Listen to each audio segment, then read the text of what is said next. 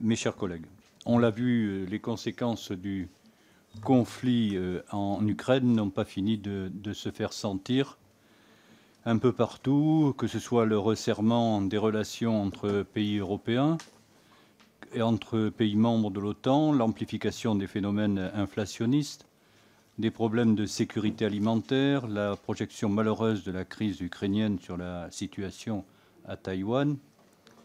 Cependant, c'est en Asie centrale que les conséquences semblent effectivement les plus spectaculaires.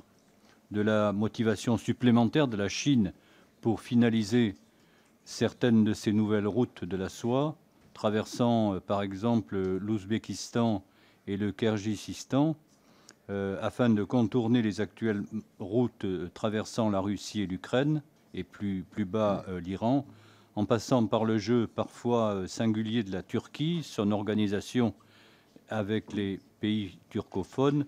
La situation actuelle entre l'Arménie et l'Azerbaïdjan pâtit également du conflit ukrainien qui limite, hélas, les capacités d'intervention de la France et de l'Union européenne.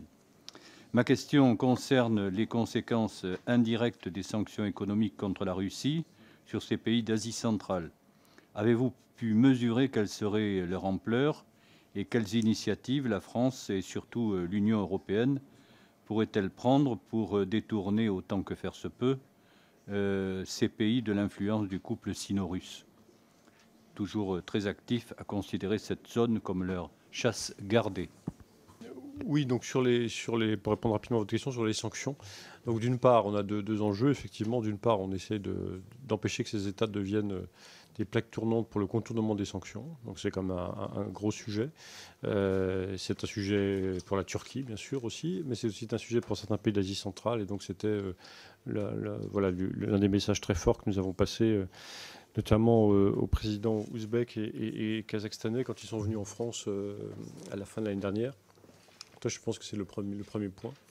Deuxième point, effectivement, de par ces sanctions, l'économie de ces pays se réorganise et donc nous devons en tirer aussi profit, hein, bien sûr, pour tenter de défendre nos intérêts économiques, que ce soit comme fournisseur ou comme récipiendaire de matières premières ou de produits de la part de ces pays. Et donc, c'est tout l'enjeu. Hein. Je pense que pour nos entreprises, c'est à la fois de ne pas subir les conséquences négatives de cette nouvelle réalité et en même temps plutôt d'essayer d'avoir quelques opportunités. Donc c'est le cas. C'est le cas dans beaucoup de domaines avec des concurrents russes qui sont également souvent considérés comme je dirais moins légitimes maintenant de part de ces donc on a déjà pu voir quelques domaines où on avait je dirais on a pu bénéficier de cette zone-là. Voilà. Sur l'influence occidentale globalement, il est clair que par exemple on développe considérablement nos échanges universitaires, notamment avec les étudiants kazakhstanais qui sont en France. Et donc je pense qu'il y a aussi une dimension culturelle importante pour les sortir progressivement de l'orbite de Moscou, mais c'est un travail de longue haleine. Voilà. Merci, monsieur. Vous faisiez référence au projet de ligne ferroviaire Chine-Kyrgyzstan-Ouzbékistan, c'est ça, le CKO. Alors, sur ce projet-là, il y a un élément qui me semble intéressant de relever, c'est qu'il va se faire selon les normes d'écartement chinoises des rails, et pas russes.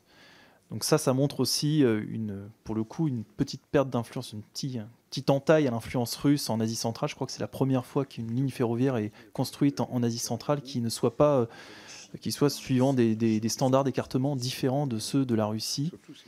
Bon, à relever comme ça.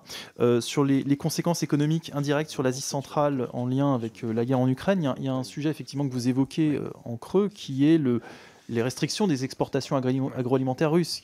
Et en fait, en Asie centrale, le Kazakhstan, qui est le géant agricole de la région, a suivi cette mesure, a imposé aussi, pour préserver sa propre sécurité alimentaire, une restriction de ses exportations de denrées agroalimentaires dont un pays comme par exemple le Tadjikistan est particulièrement dépendant. Donc ça a contribué à un phénomène inflationniste au niveau des denrées alimentaires dans certains pays d'Asie centrale. Je mentionne quand même en passant que sur l'année 2022, on a vu une augmentation du commerce entre la Russie et les pays d'Asie centrale. Je crois plus de 40% avec le Kyrgyzstan, le Turkménistan et le Tadjikistan sur les 2 ou 3 premiers trimestres. Donc ça aussi, c'est une évolution qu'il faut avoir, à mon avis, à l'esprit. Et pour approfondir ce que disait M. Mondeloni, un petit exemple, il y a quand même des sociétés en Asie centrale qui aident au contournement des sanctions, notamment une société basée en Ouzbékistan qui s'appelle Prom Complex Logistica, qui a vendu à Radio Automatica, c'est un opérateur russe du complexe militaro-industriel, je crois des microprocesseurs ou des circuits imprimés, et qui a été pris par la patrouille par le Trésor américain. Donc les États-Unis les ont aussi à l'œil au sujet des